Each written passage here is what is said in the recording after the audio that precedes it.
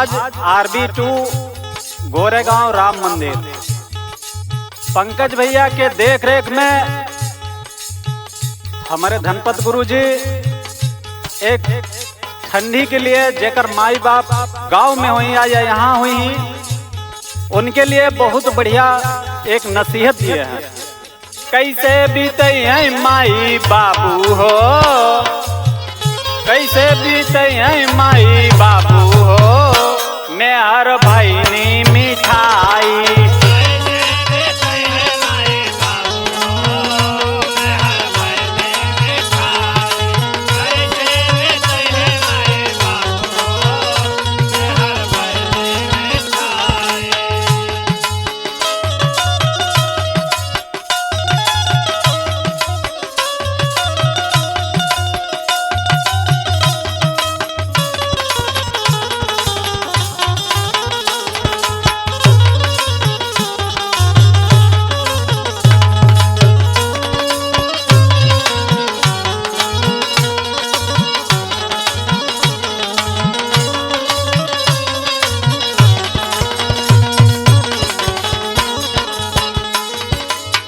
माघ महीनवा कांपेला ठठरिया, माई बेचारी सुतई ओढ़ के कथरिया।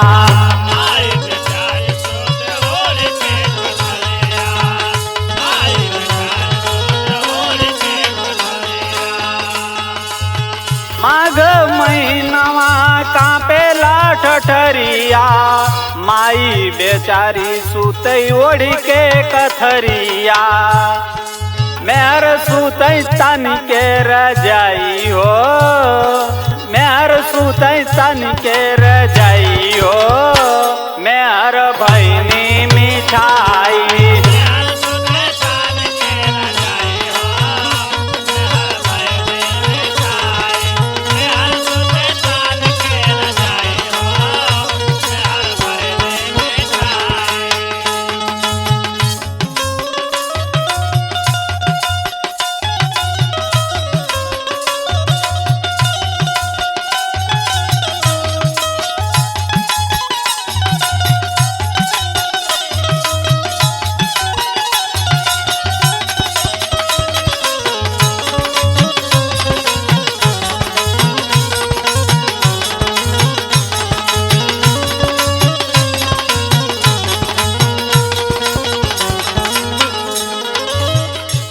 और हमारे गुरुजी का लिखा, दोनों टाइम पोते लिएड़ी में रंगना, किस्म किस्म के पहनल चूड़ी कंगना।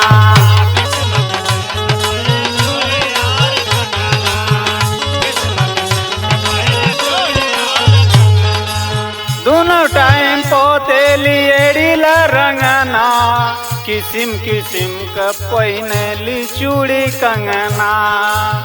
माई के झूठे न दवाई हो, माई के झूठे न दवाई हो, मैं हर भैनी मिठाई।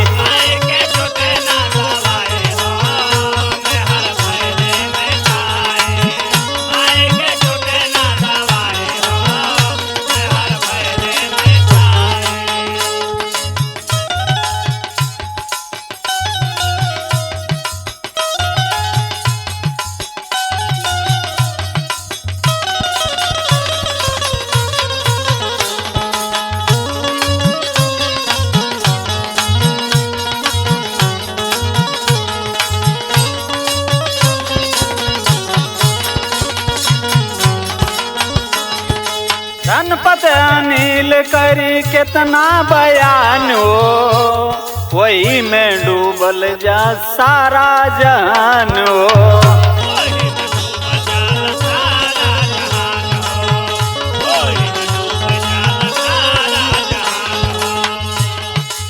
धनपत अनिल करी कितना बयान हो, वही में डूबल जा सारा जहान हो।